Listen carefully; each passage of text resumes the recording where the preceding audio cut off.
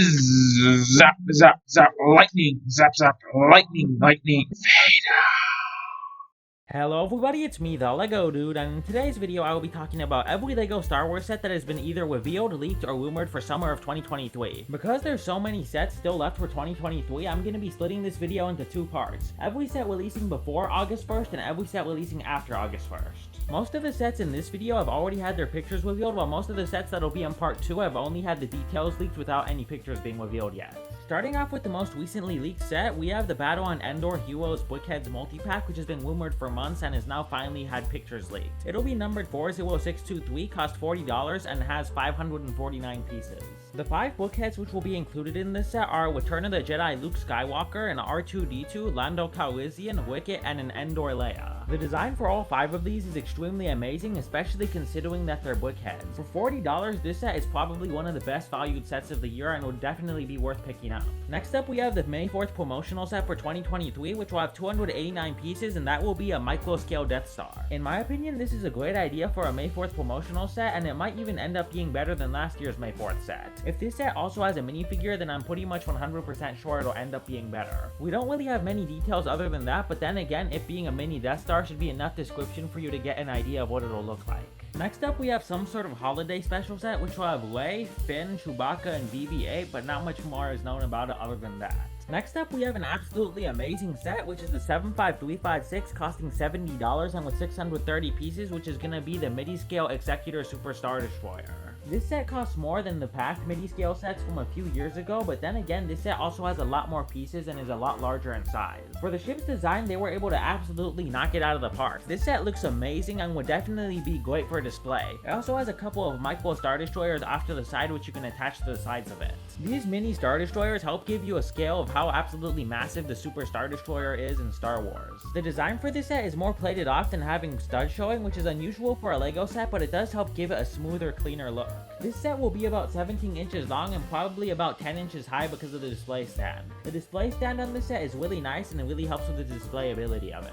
Thankfully, this set will be available as long as a normal Lego set and will also be available at normal stores. It won't be like the Nebula and Beef Widget, which was just available on Lego.com and in Lego stores. Hopefully, this will be the first midi-scale set in a long line of sets to be released in the future, because the midi-scale sets was one of my favorite lines of Lego Star Wars sets which was discontinued. The midi-scale sets were smaller than UCS sets, so they were more affordable, and they also gave you all that added detail, so it was good to have if you wanted to have a set for display. Moving on from that, next up we have the May 4th UCS set for this year, which is going to cost $240, have 1,949 pieces, and be numbered 75355, which is the UCS XWing.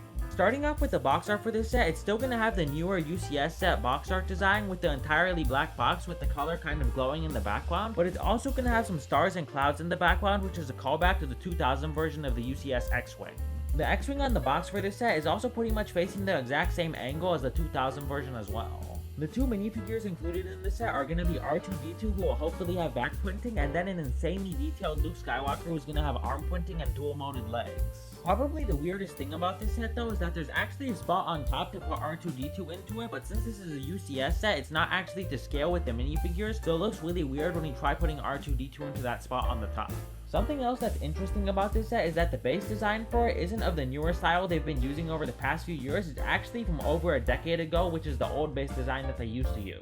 They probably chose this base design so that they could pay homage to earlier versions of the UCS X-Wing, just like they did for the box art of this set. Something else that's really good about this base design is that the display plaque on it is actually printed. For some other UCS sets like the UCS Laser Quest, they use stickers for the display plaque, which is extremely disappointing considering how expensive UCS sets are, but for this set they actually made sure to print the display plaque, which looks really good.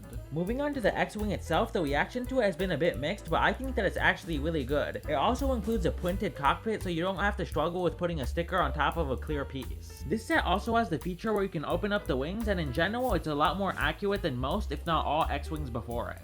Next up, we have the Endor Speeder Bikes Chase Diorama set, which is numbered 75354, has 608 pieces, and will cost $80. In my opinion, the price for this set is absolutely ridiculous for what you're getting. The entire set itself just isn't worth $80, and the the minifigures included for $80 are lacking in detail and have some ridiculous inaccuracies. Usually I don't have a problem with minifigures almost no matter what, but these two minifigures irk me. Obviously the Scout Trooper minifigure is amazing as usual, but it's the other two minifigures I have issues with. The legs on both the Luke and Leia minifigures both have weird bar prints on them that make them look ridiculous. I know you might think it's not that big of a deal, but this set does cost $80 and only has 3 minifigures, and these weird bar prints really do stand out a lot on them. On top of that, it's also disappointing that these minifigures don't at least have arm printing, considering this set is already $80 and extremely overpriced as it is.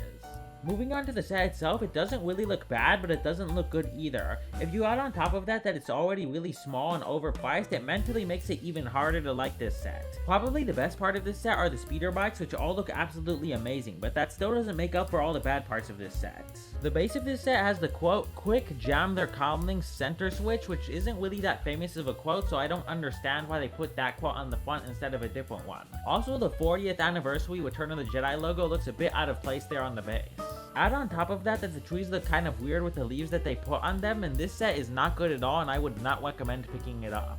Next up, we have the Emperor's Throne Room Diorama set with 807 pieces and costing $100. I think that this set is also quite overpriced, but it's not as overpriced as the Speeder Bikes Chase Diorama set. Starting with the minifigures, we have the Luke Skywalker minifigure with some slightly updated details, but the biggest change for this Luke Skywalker is that they finally made a new hairpiece for him after almost 25 years. In my opinion, this is a great upgrade for this minifigure as it's a lot more accurate, and it also actually fully covers the second face on the back of Luke's head.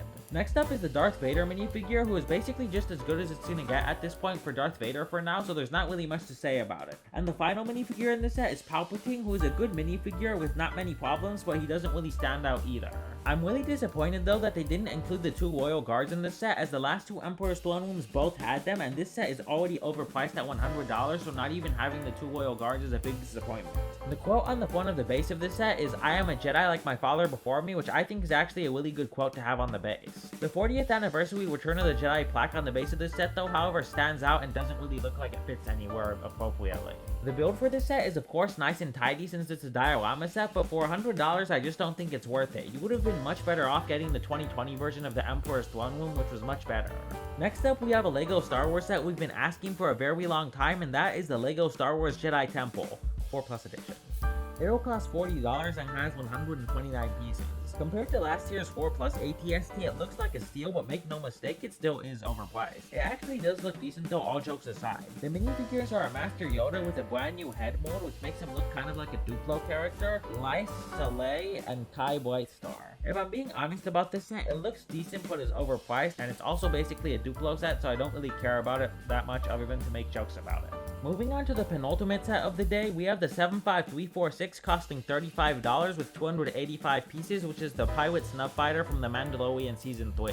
At $35, this set is kind of overpriced, but if you're able to get it 20% off, then it would actually be worth picking up. The 2 minifigures in this set are Vane, who has a completely brand new headpiece, also very good back printing and a continuous flowing torso print, which looks very good. And then the second minifigure in this set is the Snuff Fighter pilot, who kind of has a weird color scheme, but actually looks really good even with all the crazy colors. The helmet for the Snuff Fighter pilot also kind of has a continuous print, which goes almost all the way to the back, which I think looks really good. Unfortunately though, both of these minifigures use the exact same face print, which I think is kind of lazy considering Vane is a named character in The Mandalorian Season 3, so he probably should have been given a unique face print.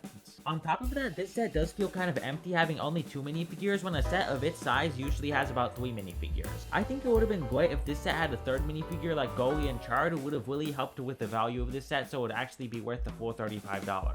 Moving on to the Snuff Fighter itself, I think it has a really good design and would actually work pretty well on display. Structurally, it's also very well built, and it also makes use of a brand new windshield piece, which I think looks really good on it. The interior of this set is quite nice, and the play features include a small compartment under the windshield which you can open, which has space to store some stuff, and also some stud shooters on the front. The engines on the back of the Pilot Snuff Fighter also look really good. Overall, for $35, I don't think it's completely worth it, but if you can get it 20% off, then I would definitely recommend picking it up. And lastly, lastly for this video, we have another set from The Mandalorian Season 3, which is the 75348 with 957 pieces and costing $100, which is the Mandalorian Fang Fighter versus TIE Interceptor. Starting off with the minifigures, we have the Mandalorian, who has been greatly updated and looks a lot more detailed now and is basically just a really great figure now. We're also going to be getting a brand new molded Darksaber, which doesn't look that good, but is still a lot better than the old version, which just looked horrendous. Next up, we have the Mandalorian Fleet Commander with all brand new prints, including a brand new face print, and he also has a brand new hairpiece. There's also going to be a TIE pilot who's just your standard TIE pilot, and then there's also going to be R2-E6 who is an Imperial Astromech droid.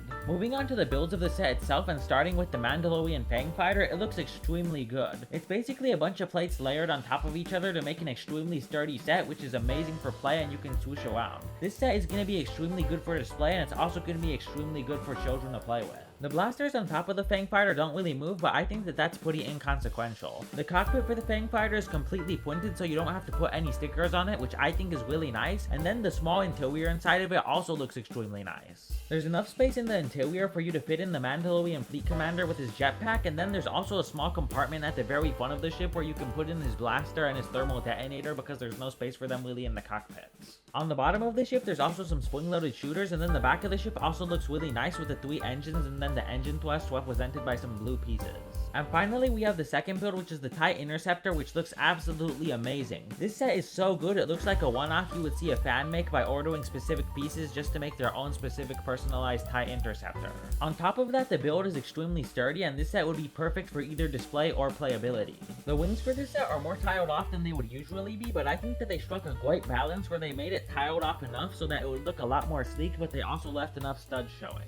The body of the TIE Interceptor itself is quite rounded off, and I think that they designed it pretty much perfectly. It also has 2 spring-loaded shooters on the front, which you can see, which are the 2 green pieces, and basically the only flaw in this set is that on the back there's 2 blue Technic pins showing, which look kind of out of place. Overall, for $100, this set is absolutely amazing, and I would definitely recommend picking it up. And if you can get it on 20% off, then that would be even better, as it would basically be a steal at that point.